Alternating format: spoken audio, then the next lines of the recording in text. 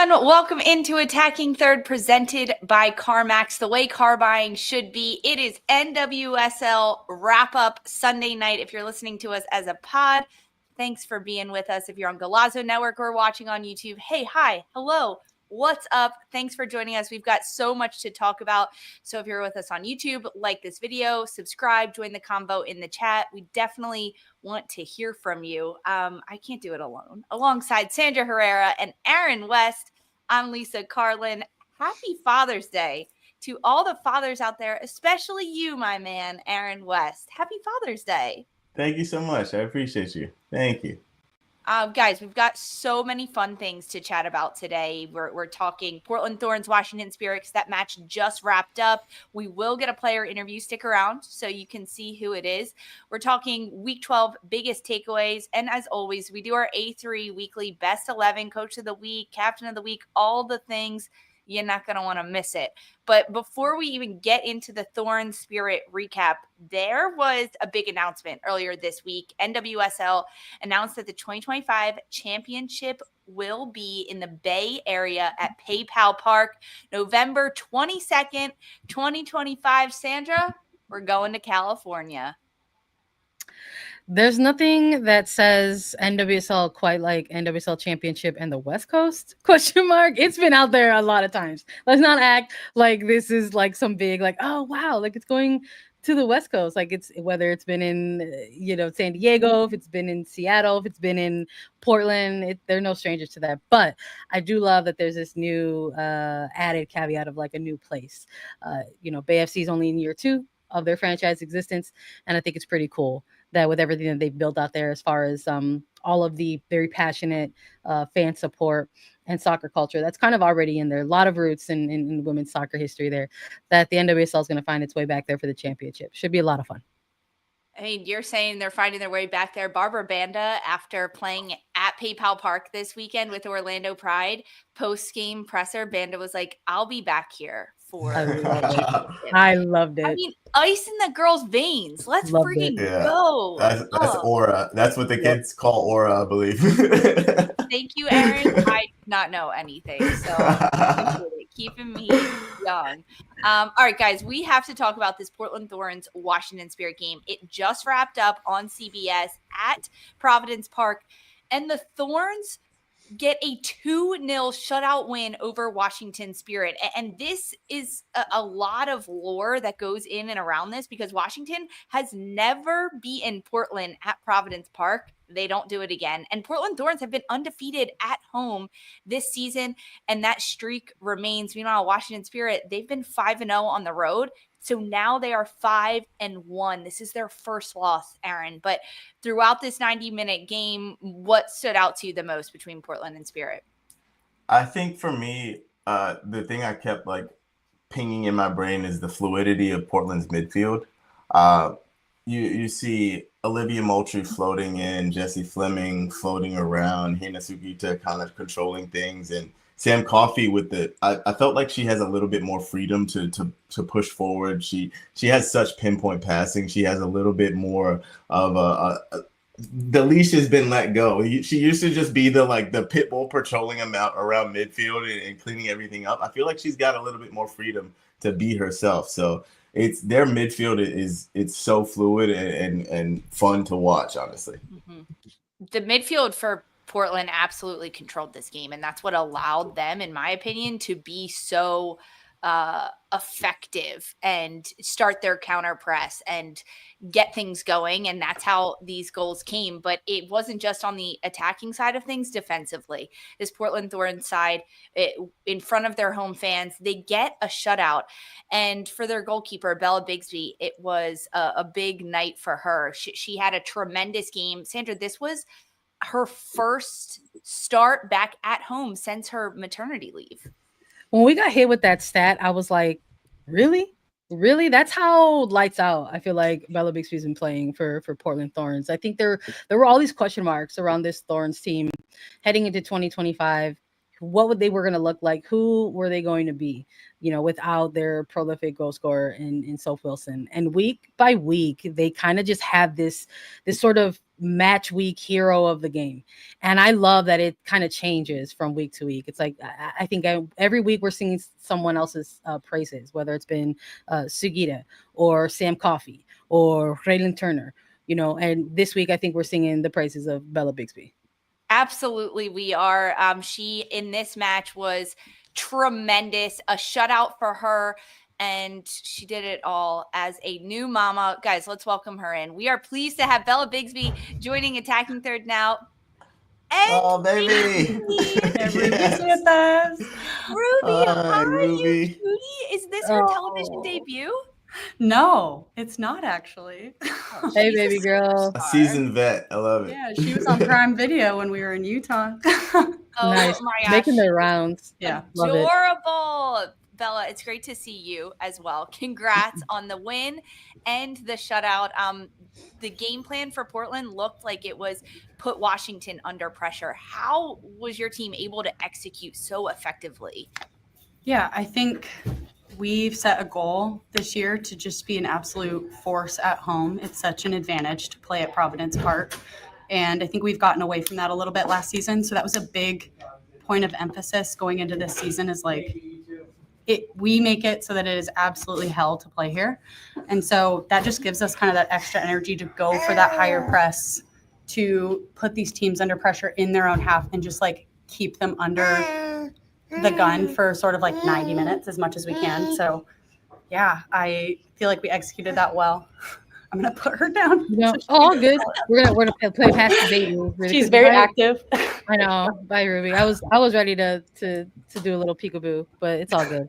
Well, I'll just ask you a question instead. That's fine.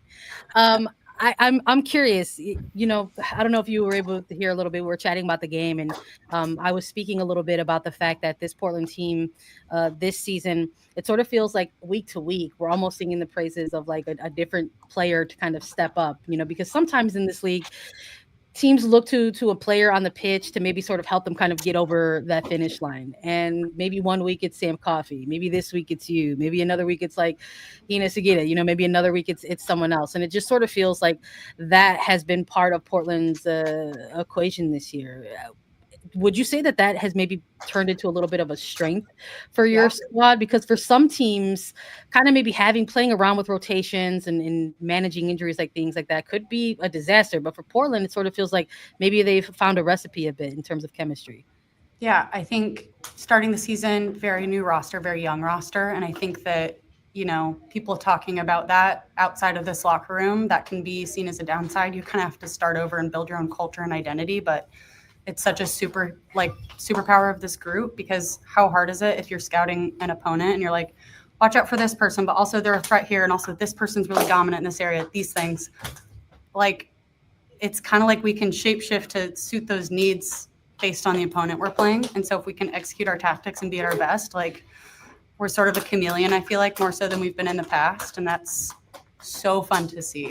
And like you said, it can be different people every week that are really stepping up and maybe sort of leading the charge in whatever game it is. And so that is so fun to see that like everyone on this roster is responsible, like personally responsible to be at their best, because it could be them on any given week that it's like we're relying on them and they're the one killing it and putting us into the attacking third or blocking shots, like whatever it is. So yeah, absolutely a superpower of ours right now. Now, Bella, congrats on the clean sheet. From everything I've heard, seen, you seem to be a very, very process-driven person. You've been through serious injury before. Tell me about your process coming back from childbirth, how it's differed from previous injury and your mindset through it all. Yeah, I do. I will say, like, pregnancy is a different beast than like an injury. Like, I've done my ACL. That's considered like a pretty long-term injury. I'd say like coming back from having a baby is just its own animal. Just because you're away for so long, you have the pregnancy and then you have a whole chunk of time after you have your child that you can't do anything. And then you get to start building back. And I think it's especially difficult if you're a goalkeeper, just because you can't really get some minutes here, some minutes there. It's all or nothing.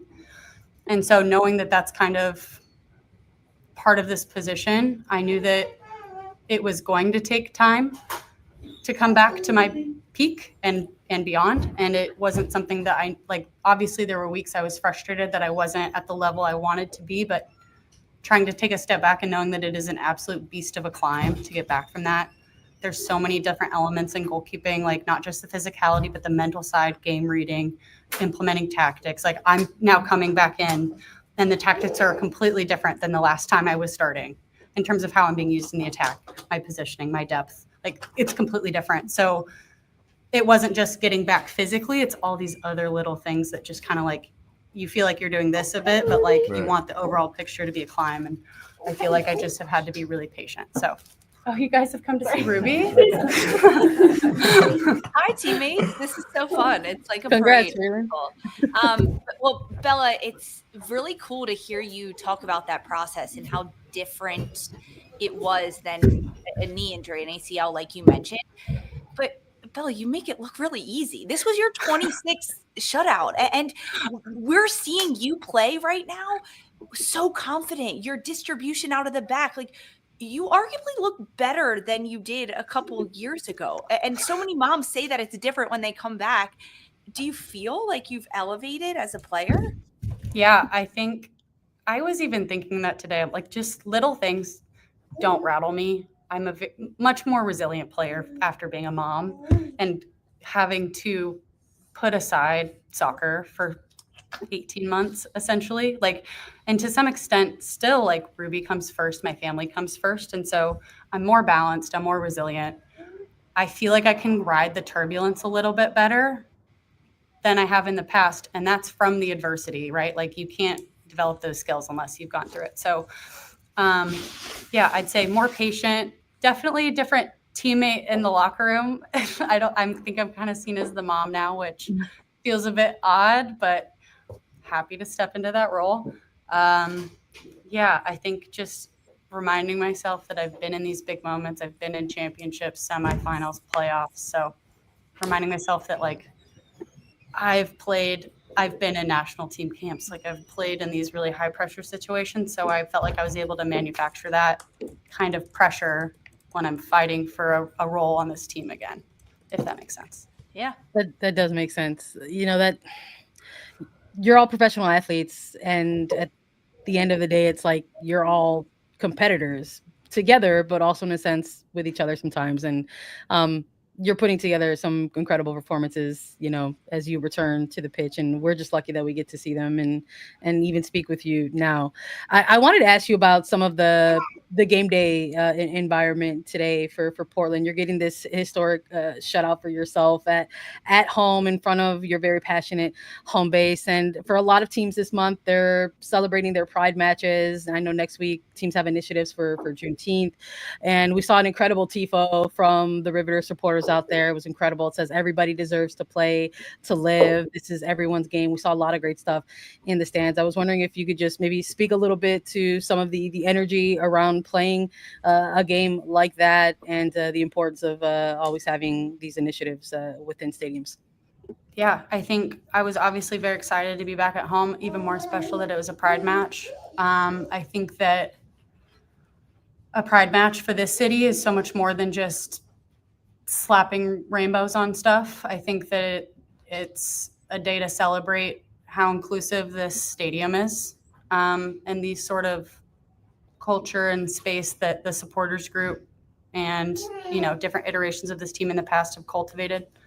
It is completely safe to be 100% yourself in the stadium. You step through those doors and come watch the Portland Thorns on a Saturday night, and you can forget about just how hard it is outside of the stadium. And I think that this year in particular, there was like, pride is a celebration. It was also a bit of, you know, like there's a lot of tough going on because of our, due to the administration and the current climate of things. And so these communities are under threat and facing kind of heavy opposition in this administration. So I think that this pride game felt a bit more, I was just a bit more like locked in and sensitive to the fact that this is a really important time in our country.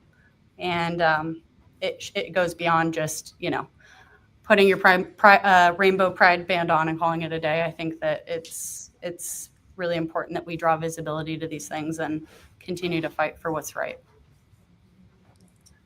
That was a really poignant and important question from Sandra, and I'm going to close it with one that is not that. Let me preface it with that. This is a parent Hit question. me again. I got it. You talked about priority shifting, Bella, and how things just don't seem as big to you anymore. I want to know, as a parent, I've got two of my own, how quickly did it go from, oh my God, there's poop on my arm, to, oh my God, it's only on my arm? Yeah, honestly, that was me the other day. She had really bad diaper rash, and she's running around the house naked and pooping everywhere. Like, that is what it is. No, I think I sometimes wonder what I was doing with all my free time after practice, rotting on the couch.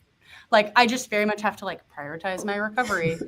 When I'm in the stadium, I have to make sure I'm eating 3 meals, sitting down and getting water, like just to get the basics. I feel like I have to be so much more locked in, which only helps the rest of being a professional athlete. But yeah, like you said, like the priority is my family, and she comes first. And I'm so grateful that I'm able to share this environment with her. I hope that, you know, we continue to share this environment with her and she remembers it. And it's like an important part of her life, to see all these really powerful women pursuing their dreams, doing what they love, feeling supported, like in this stadium, seeing this, like seeing what's possible for her. Like, I can't imagine just a better way to raise my child. She's standing up right now. She's about to walk. Really cool. Oh, Yep. let's go, baby Ruby. Let's see.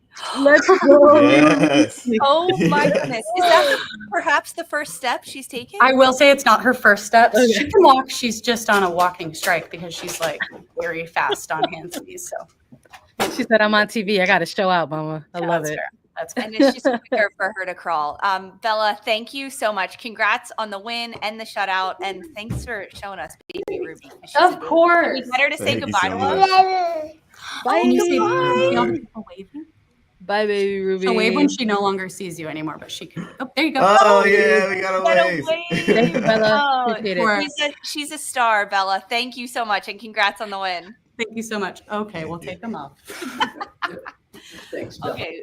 It is now a requirement to bring a baby on when you do your love it. post-game interview because I that love it. was amazing. Fantastic. It Incredible. was so cool to hear her talking about being a mom and how it's changed her perspective. And we've heard Jess McDonald talk about it on this show and so many other players once they become moms, how it changes the game. But it's very cool to kind of hear in the moment how Bella has changed her routine and what she does with all her free time. It's really crazy to think about Free that. time doesn't exist anymore at this point. It does No, not. 100%. So Love congrats to Bella Bixby. Congrats to the Portland Thorns. I feel like with this game that we saw, Portland taking down Washington Spirit, a side that was probably the favorite coming into this match. Sandra, how does this change the narrative with just one more game until the summer break for either side, whether it's Portland or Washington? I think there's still going to be that heavy emphasis on the fact that they need to close out this month strong. I think for the Spirit, obviously not a result that you want to take, any week of the season, but that final whistle blew. It's week 13 now. It is officially the midway point of the season. And I think maybe that's where you try to find your motivation, in that you had an opportunity against Portland. It was there in front of him. Let's not act like maybe the Spirit didn't have opportunities to try to capitalize on it, but they just couldn't connect. And so maybe those are their silver linings that they take moving forward. And then for Portland, I think you're exactly where you want to be. I think if for a lot of teams right now, it's about just finishing and closing out this month in a strong sense while you're together, while you're all still together, while some of your internationals aren't gone, while your summer is going to look a little different with maybe 1 or 2 unique kind of one-off matches over the course of a July summer break. You want to try to maximize your time with each other when you can. I think for Portland, they're doing and did exactly that tonight. Yeah, Portland's game plan was pretty effective. High press, put Washington under pressure, dictate the tempo in the midfield, and get the goals. And that's ultimately what it came down to. Raylan Turner in the 39th minute, she got the opening goal for the Thorns. And then the rookie Pietra Jordan in the 82nd minute on an incredible volley. She made it 2-0 over Washington Spirit. Portland Thorns take the win, but don't go anywhere, guys. We are talking our biggest takeaways from NWSL Week 12 action. Stick with us.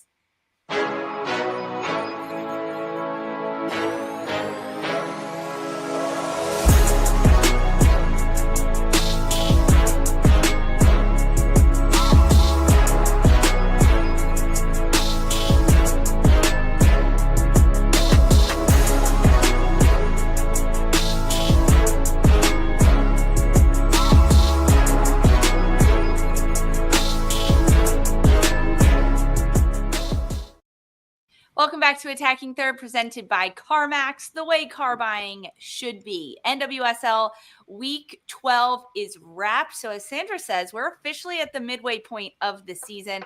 But before we get too into the weeds on that, we're just looking at Week 12. Biggest takeaways, the things that stuck out to us the most. Aaron, I'm going to start with you because you're rocking a pretty cool shirt today, and I like it. Thank you. I'm trying to keep the Pride Month theme rocking. I had the headband last time. I got the shirt this time. I like it. Mine is from the match we just watched. And I think for me, it's two teams that are kind of in diametrically opposite positions. I think for Portland, even though they've had injuries, very serious injuries, they know who they are as a team. I think they know they have their identity set. They know how they play. And we saw that today. They're very, very confident in how they play. And I think on the other side, Washington Spirit don't really know who they are. They have had a ton of injuries. They've had coaching changes. They don't really have any kind of consistency. And I don't think they really know what they want to do as a team right now. And I think they have a ton of talent, but they don't really know in what direction to point it. With Washington Spirit, it's very interesting because, I mean, you touched on the coaching change. Jonathan Herrera has been announced that he is leaving after this next game in Week 13. He is going to France to coach OL Lyon. And so it'll be Adrian Gonzalez stepping into the head coaching role, who was the interim head coach to start last year. But today, Aaron, we got to see Adrian Gonzalez as the acting head coach. Jonah Herrera, his partner, is expecting their second child. So happy Father's Day and congrats to them. But that is also turbulent in a time when you were expected, okay, we're going to have our main head coach for at least 2 more games. And now it's like, oh, switch up. There's a lot of cooks in that kitchen right now. It makes it difficult if you're a player, or even if you're Adrian Gonzalez, because you're like, okay, do we go with the tactics that Herrera has wanted us to do over these last couple of weeks, or do I just start switching things up now? I mean, it's like you don't want to step on someone's toes, but now I'm in charge. It's just chaotic. And frankly, I've been pretty impressed with how the players at Washington have handled all of the injuries that they've faced, the coaching swap and the coaching change. At least from the outside looking in, with all this change, they still seem to be doing okay. I think some of the player rotation today maybe didn't help Washington. Like, I was shocked Rebecca Bernal didn't start. And I think she would have been a difference maker in how Washington was building out of the back or trying to, and not doing so very successfully.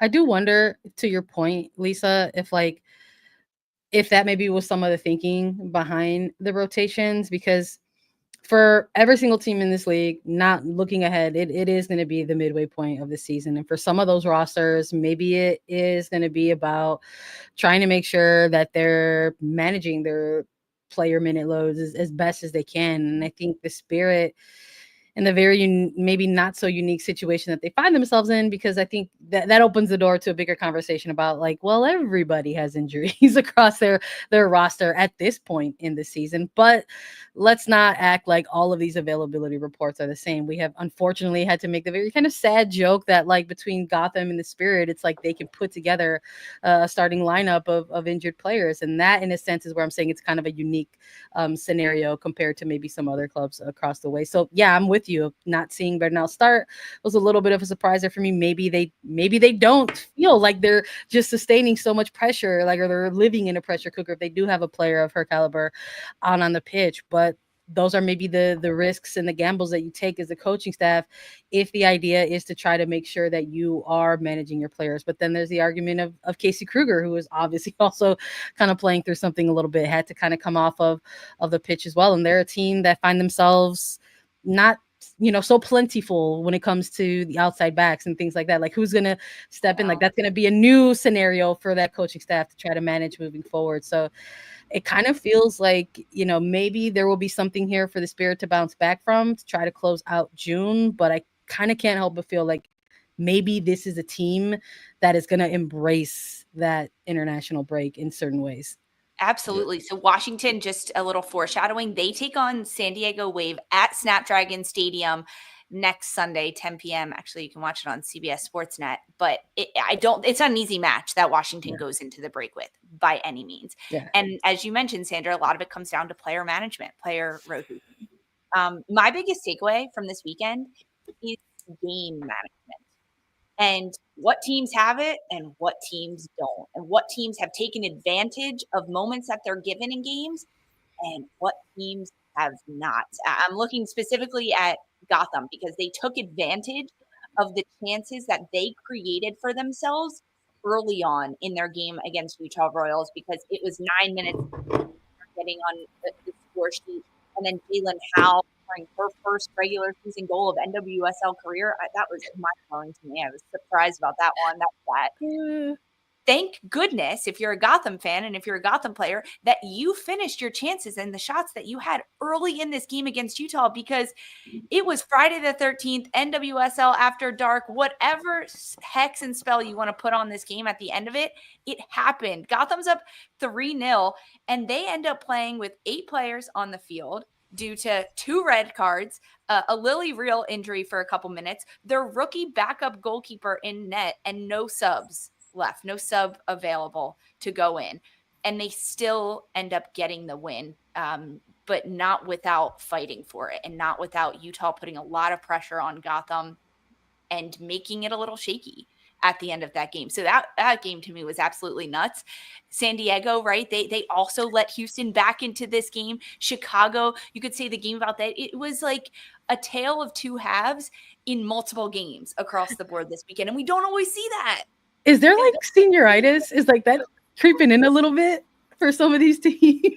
Like we're talking about a little bit of like the final couple weeks of this month, like how there's a little bit of a break in front of them. Like is maybe that sort of kind of creeping in a little bit? I hope not, because I think that maybe lends itself to a little bit of like, well, how much of this for some teams is just sort of the mindset of where they're at in this moment. And I think we could argue like for a team like San Diego, they're in a much different place maybe mentally than a team like Chicago. So it's like you see a team in San Diego maybe let their opposition creep in a little bit, but they still find a way. They still manage to hang on to their win. Whereas Chicago has that lapse, and you're like, oh, okay, yeah, that shouldn't Okay, be Sandra. So this is my question I pose for you now. San Diego is up 3-0 by the 55th minute. Yeah. And Houston comes back and scores 2 more. Meanwhile, Chicago Stars, they're up 2-0 by the 13th minute, and it takes Seattle until the 87th and the 89th to score those equalizers. Which team are you more disappointed in that they let it happen because they're in entirely different places, San Diego or Chicago? I hate to be this way, but San Diego almost. I think if you're at the point of your season where we're arguing a halfway point upon them, where you are making a case, you're making a name for yourself. You have very quickly in this first 12 going on 13 weeks of the season shown that you are not an easy opponent to face. In fact, one that maybe teams are not looking forward to facing week to week. And now at this point, you are looking at the table a little bit, at least for those of us who analyze the game in the way that we do. You take a look at what's in front of teams moving forward and where they're going to fall through. And I think for San Diego, they have set themselves up pretty nicely for when they do eventually tackle and wrap a bow on this midway point of the season and then find themselves coming back in the second half, that they should continue their surge moving forward into what will hopefully be a return to the playoffs versus a Chicago team that have struggled what feels like every week since week 1. I mean, but my heart still breaks for Chicago. Oh yeah, I'm not saying I'm not any less agony, buddy. I know. You make a good point though for San Diego, but I don't know I think though, if I still am even given Chicago's pass, disrespect, and where San Diego are. San Diego didn't drop points. They did let them back in the game, but they didn't drop points. Chicago dropped points from a winning position with 5 minutes left, whatever the added time was. That to me doesn't really matter where you are. You should be confident enough in this league to hold on to a lead for 5 to 10 minutes. And also, I think it's a really interesting point. Like, we just had Bella Bixby on. She is top, cream of the crop goalkeeper. If she doesn't make a couple of those saves, we might be talking about a 2-2 Portland drop points. Like, this league is such an interesting fine margins thing. And I feel like I kind of talked down on Washington earlier. I don't mean to doom and gloom them. They lost one game in their last 5. I don't think we need to really worry about them. Right. I'm just pointing out a minor trend I might see. I love it. Oh my goodness, I love it. No, I you know what? Shout out to Bella Bixby for real, like joining us immediately following the show and dropping all her thoughts and her knowledge. I love what she had to say about the Pride match today and playing for those supporters out in Portland and what it means. And I think ultimately for me, like that's maybe like my biggest takeaway coming out of this match. There were a number of teams that were coming off of celebrating their Pride matches, and I think for Angel City in particular, they were found themselves in a pretty unique position going into their match this week. Not only have they been rolling out their Pride celebrations, but they are also, showing acknowledgement and celebrating Juneteenth as well in the midst of when a lot of very scary things are going on around their surrounding communities. And so in true Angel City fashion, they went ahead and they took a stance. They went ahead and they rolled out Immigrant City FC shirts. So they went ahead to show solidarity by issuing club statement in response to massive worldwide protests that are taking place. And they showed a message of solidarity and belonging with their fans, players, and staff who may be feeling unsafe or unwelcome in these trying times. And as part of their game day, they created Immigrant City Football Club shirts and message cards. Angel City believes in the power of diversity and the incredibly important role immigrants play in the city and sports. So it was very, I guess I would say, almost kind of refreshing to see that. I think it's to a certain extent, maybe it could seem kind of irresponsible to just be blind to what is going on in your collective community around you. And if at the end of the day, football is for everybody, then it is for everybody. And I'm really, it really moved me to see that Angel City and their players specifically wanted to make sure that their greater community was felt, heard, and seen. Yeah, I think anyone who thinks that football and politics don't intertwine has never actually looked into this sport. I think that it's an incredible message. It's a powerful message. It's a needed message, and I really appreciated it. I love to see things like that. Yeah, very well said, Sandra. And Bella Bixby put it really nicely too. She did a good job. I like these takeaways, guys. This was a busy week in NWSL. But even more importantly is our best 11 that we get to roll with. Aaron, this is your first week doing this, right? With A3? It is. Sorry, Okay. I muted myself so I didn't make my fan in the background. This is my first week. I am ready. Should I go? Do I go? No, we're gonna take a break. We gotta tease it. We're just That's how ready I am. That's how ready I am. I would have fired him off right now. Oh, I love it. I love it. Guys, stick with us. You are not gonna want to miss Aaron West and his weekly best 11. Who's he is nominating. Stick with us. We'll be right back.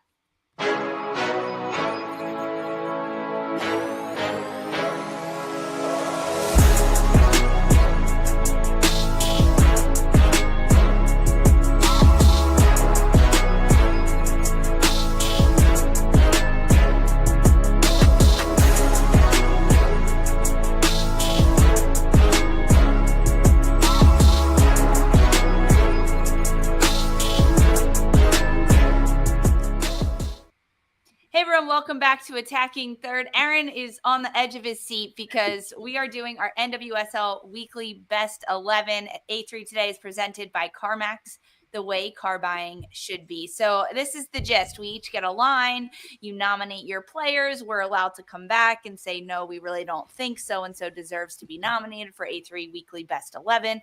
And we also do coach of the week and captain of the week.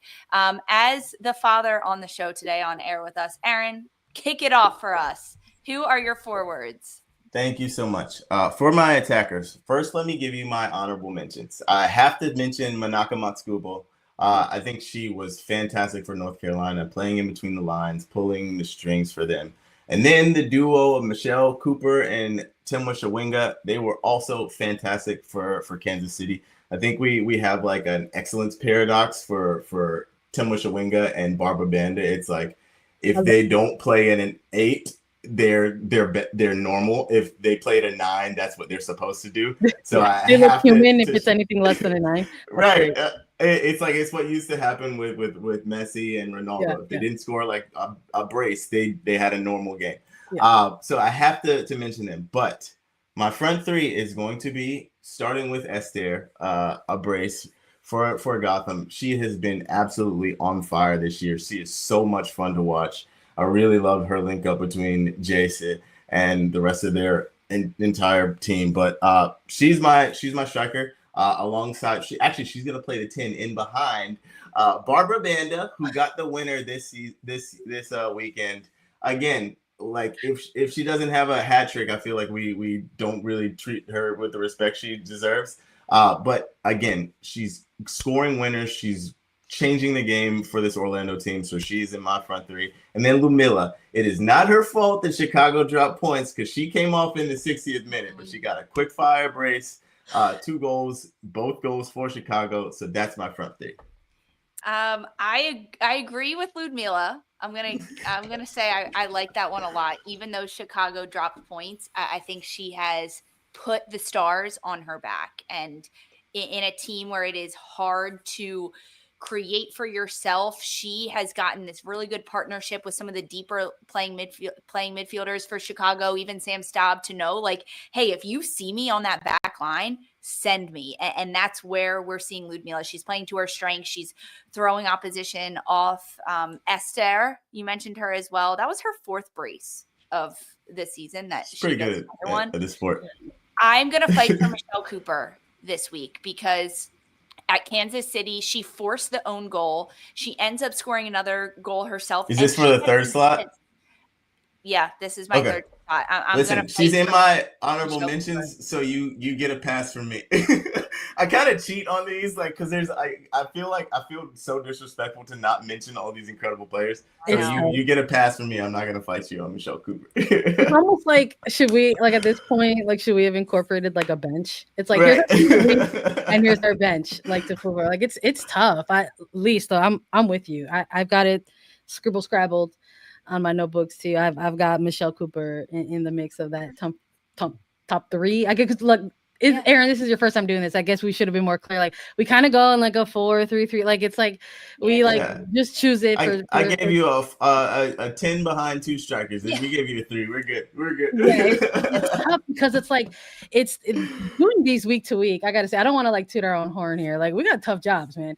Like, it is really hard. Like, there's a reason why, the league invites the media association to just vote on like a team of like the month, because it's just like it's tough to do it week by week because it's like, who do you even so it's like for Aaron's line in Esther, Ludmila and Banda, it's like, who do you even take out to like insert Cooper, or like if we're going off of Aaron's logic, Banda only had 1 goal and her standard is like 2. Is that the combo breaker? Like, I don't know. Treat it like that.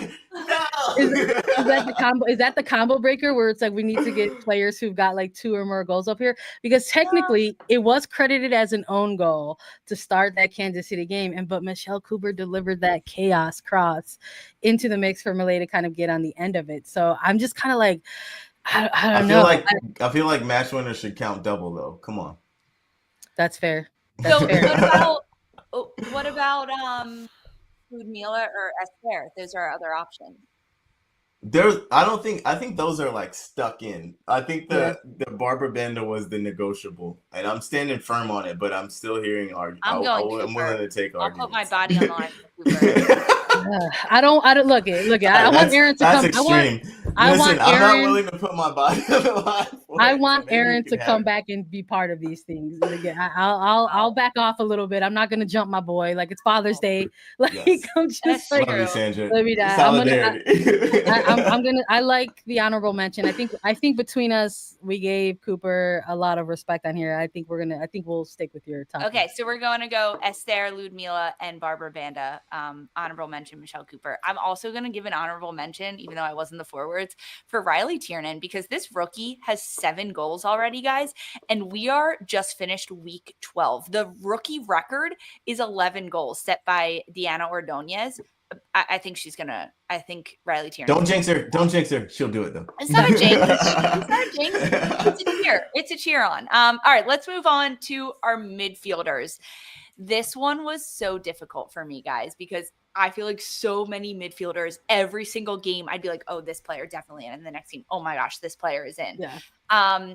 There was okay, so I'm going to go Brianna Pinto, because you come into a game and you score a game-winning goal for North Carolina Courage in stoppage time to give the Courage an absolutely much-needed win, 3 points. I mean, they're coming off of a couple games where they just needed to pick up the pace a little bit. Watching this game for North Carolina Courage this past weekend, I was watching it with some friends, and someone asked me, like, okay, like, who do you want to win? Like, who, which is so hard for me. And I hate when people ask me that. But with North Carolina against Angel City, I said, you know what? North Carolina needs this more.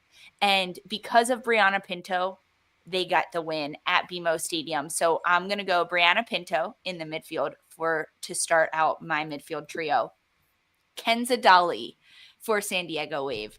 Because my goodness, this Wave side is so unstoppable. And she is at the turning point of every single play they do, every single moment they go forward and get into their attack, and the creativity just stems from her. So I'm putting Kenza Dali in there.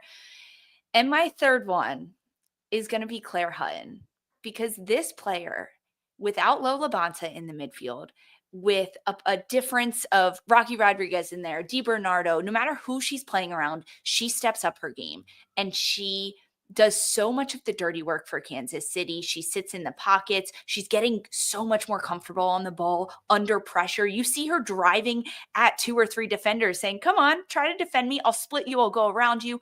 I'll push the ball out the other side. Hutton does such a good job with Kansas City and allows Cooper to spring forward, and Bia and Dabinia. So those are my 3 that I'm nominating for this week: Hutton, Dali, and Brianna Pinto. I like them. I think Dali is a standout shout. I feel like at this point, Dali, well, we've got 12 of these now. I feel like she's cracked like 10 of them. I know. Feels like I'll go back and do the math on those just to check. But this is a player who has been incredible in her first year in NWSL. I mean, and was absolutely everywhere on the pitch for San Diego. Do you know how hard it is to do that on a hot night in Houston?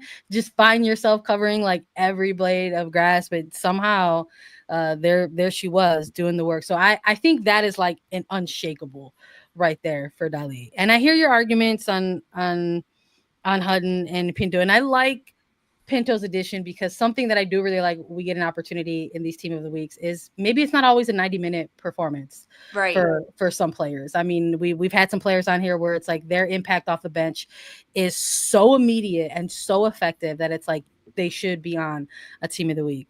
So I don't even really want to concede Pinto either, but I'm just curious if there's any room for Sam Coffey or even a Denise O'Sullivan in that type of role, considering the matches that were in front of them. I'm in 100% agreement in terms of Claire Hutton and who she is and what she provides for that Kansas City team. But it was a interesting kind of game against Racing Louisville there. I wouldn't say that maybe this was the game. This was the game that I would tell people to say, you want to buy stock in Claire Hutton? Watch this 4-2 game against Racing Louisville and buy stock in Claire. There might be a different game where I'm like, or I might do that. So I just can't help but feel like, and even me, I'm torn between like O'Sullivan and Coffey. And maybe this is the recency bias of coming out into a Sunday night match and seeing Sam Coffey. But this is a player, Sam Coffey is playing this season with a level of confidence that I'm not sure any of us were quite ready for, because I think many of us knew Sam Coffey good, but this is turning out to be a season where the 2025 Portland Thorns are Sam Coffey's team. Yeah. And when we can look before in the past, we could say maybe there was a season where it was Christine Sinclair's Portland Thorns. Maybe there was a season where we could say there was a Sophia Wilson's Portland Thorns. The 2025 Thorns are Sam Coffey's Thorns.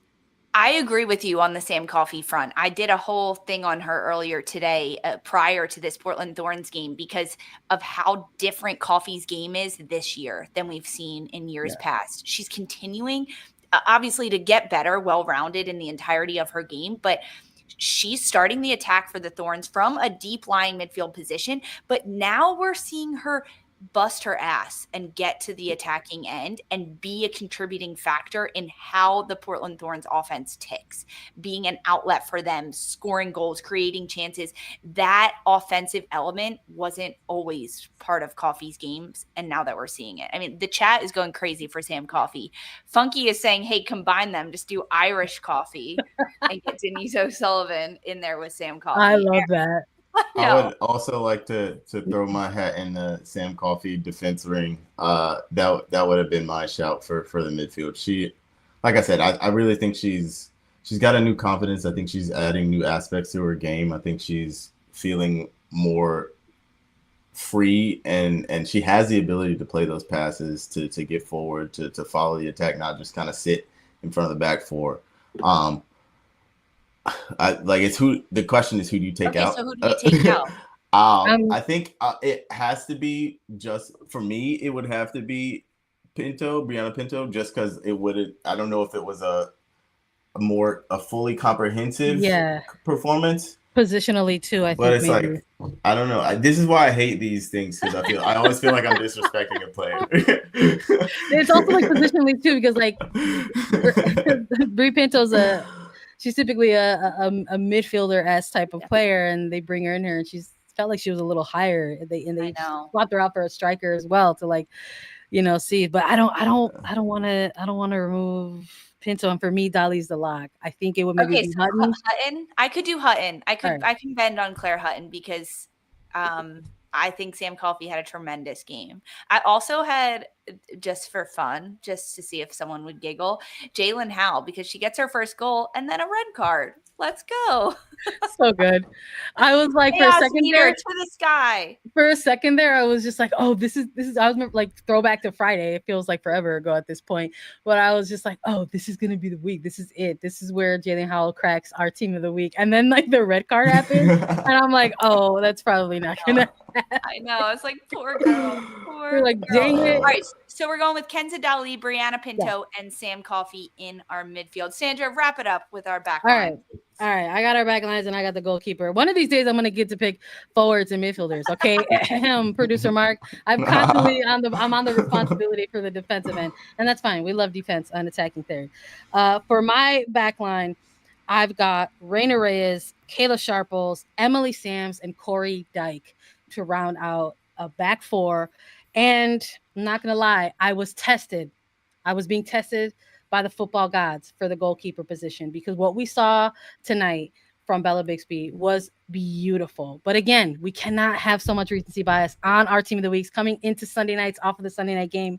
And I have here from Friday night on my little scribble scrabble notes, I have Anna Morehouse as a goalkeeper for team of the week. She faced 20 shots from Bay FC, 6 on target, and walks away with a clean sheet.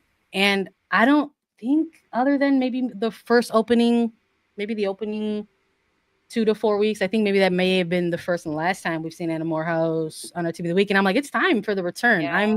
I'm loving what she's doing in goal this year. I think she looks better, more reactive, and more lethal, I think, in terms of her reads of the game for Orlando Pride. And for the Pride, who they are and how they're putting together their games this year, they look like a team who's actually quite comfortable with these sort of narrow, tight, cagey kind of matches that we're seeing from them. And I think a huge part of that is because of their defensive organization, and of course because they've got Morehouse in back. Great, no arguments. I love it. My one argument is I'm gonna give you my homer pick. Esther did not count because she was like a lock for this one. Lily Real is going to be my homer pick for the day. I would like to toss her in as the left back for this back line. I think that's fair. You're not the only homer on that one. We give Lily Real a lot of love on the show. Yeah, we really do like what she's doing. Who were your defenders that you said? Raina Reyes, Raina Corey Reyes, Kayla Sharples, Emily Sams, and Corey Dyke. So I've got 2 from rep in Orlando, 1 KC, and 1 Portland. Okay, so that is 3 Orlando defenders you have chosen in there. All right. Who you got? Who are you picking? Which is fine. That's okay. But against, I don't know, against a Bay team that challenged them, but I'm not sure. I don't know. I don't like to pick 3 from the same team when you only got 5 spots. Haley Mace for Kansas City Current was tremendous. Guys, she had 2 assists in this game. Yeah, she got on the score sheet for that one. And I think if we're motivated for offensive stats for Defender of the Week, which we are, we absolutely toot that horn here on A3. We're like, yeah, put them in there. They're scoring goals and getting assists. I do wonder if maybe they're okay. So I did have some I had honorable mentions like Aaron. Honorable mentions. I like it. I also a rookie that I'm also very impressed with throughout her games that she's finally been starting more consistently. I like Trinity Armstrong for the Wave, but that was an honorable mention for me. But you want Haley Mace and take out? I don't know. I like Raina Reyes. Sharples had a good game too. I don't know. I'm keeping it. I'm not moving. I'm not swayed. I'm not budging. Lock it in, Mark. Reyes, I like your lock for Anna Morehouse too, because with the Euros on the horizon, she's been called up, and with Mary Earp stepping down, I think this could be a really big summer for Anna Morehouse. And I do think that we have seen another level this week with Anna Morehouse in goal and with Orlando. Okay, so it's locked in. We're going Reyes, Dyke, Sharples, Sams, and Anna Morehouse. Guys, this is hilarious. Okay, Coach of the Week. Do we have a Coach of the Week that we want to nominate? Aaron, Sandra? You know what? Mark our producer can check us on this because I should go back and look at this myself too, because I write them up for us every week. But I can't recall if we've had Vlatko Andonovski on as Coach of the Week so far. I think we might. If we have, I think we may have had him once. But I feel like week in, week out, we're constantly talking about Kansas City and who they are in 2025. And a huge effort obviously goes to the players in that they are making sure that they look like such a lethal force to be reckoned with on the pitch. But we all know that there's a lot of work that goes on to make sure that a team is at their best. So the coaching staff as well. So whether it's Andonovski, Coombe on the sideline, technical staff, they are making sure that team is constantly ready week after week after week. So I'm going to try to make a case to get Andonovski for Coach of the Week this week. I second Vlatko Andonovski's nomination. It's almost like the standard that we've set for some of these forwards in the league. The standard that we've set for Kansas City and Vlatko Andonovski is that you're going to win and you're going to score a lot of goals. But to do that consistently week in and week out is incredibly difficult. So I'm backing VA on this one. Mainly for the devil's advocate argument, I'm going to throw Rob Gale in there from Portland. I think that game today was really, really well coached. I think he set his team up very, very well. I think they closed the game out. I mean, Bella Bixby can be to thank for that. But I think that would be my one argument to throw into the mix. That's a good argument. I think we're going to stick with Vlatko. He was our week 3. I do love Vlatko. I'm not going to lie. And only one other time that we've done it. Okay, we also do captain, honorary captain, Aaron, of the week. And this really can be anyone or anything. So hit us. Sam Coffey. I love it. She's already on there. All right. Sam Coffey. That's fair. I mean, I got coffee on the mind. Yeah. I love it.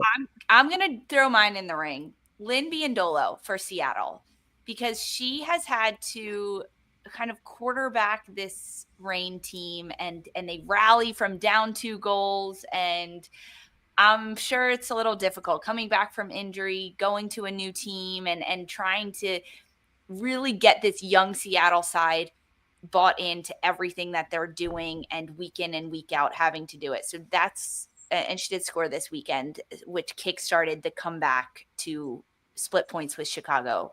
So Lynn Biondolo is my shout. We're going players this week. I respect it. I think Lynn is a great great shout for this one. I think we could have fun with it too and been like, just be like the leg sleeve. The leg sleeve is the honorary captain, maybe. But I think I'm gonna be the person to do the outside of the box stuff, and I'm just gonna go with like NWSL supporters groups because I think they have been doing an incredible job at all of these Pride matches and Juneteenth matches to make sure that it's not just about the messaging that these celebratory months and weeks are for inclusivity, but being visible matters because that's not always a privilege afforded to everyone around there. So whether it is the Riveters for their incredible TIFO coming out of this Sunday's match, or Cloud9 and their incredible efforts during Gotham's match a couple weeks ago, I think NWSL supporters groups have absolutely been showing up and showing out when it comes to Pride Month, Juneteenth, and beyond. So I want to give them some love as honorary captains for our team of the week coming out. It is so important more than ever to have that visibility because, to Bella Bixby's earlier point, it feels different. It feels a little bit different this year. Whether it's just like the whole concept of like Pride kits and maybe how those rainbow numbers just aren't as maybe vibrant as they used to be. They're just like kind of narrow, minimized trims now. And it's like, it feels different. And if people who are representative of that community are telling you that it feels different, they should be heard. And so I am very thankful to NWSL supporters groups for making sure that visibility is always present. Sandra, thank you. Fantastic shout, Sandra. Incredibly well said and great shout for that. Shout out to all the supporters group who have been showing up for these themed nights too. I mean, they go all out for these. That's a wrap, guys, on A3 on NWSL Week 12. We are officially at the halfway point. It is here and it is fiery. We turn the calendar page to Monday tomorrow. You know what that means. We've got Darian Jenkins, Lola Bonta live on YouTube, and you can listen as a pod. It's 4:30 p.m. Eastern time. Check out the Low Show and have a wonderful Sunday. Aaron, this has been so fun getting you back on the show and chatting with you. Happy Father's Day, dude. I'm so happy you were here with us. Always, thank you for having me as always. Thank you guys. To you, Aaron, to every father that is out there listening, and to our producer, Mark. Shout out. You are the best. All right, guys, have a great Sunday. We'll see you all this week. For Sandra, Aaron, Mark, I'm Lisa. This was Attacking Third.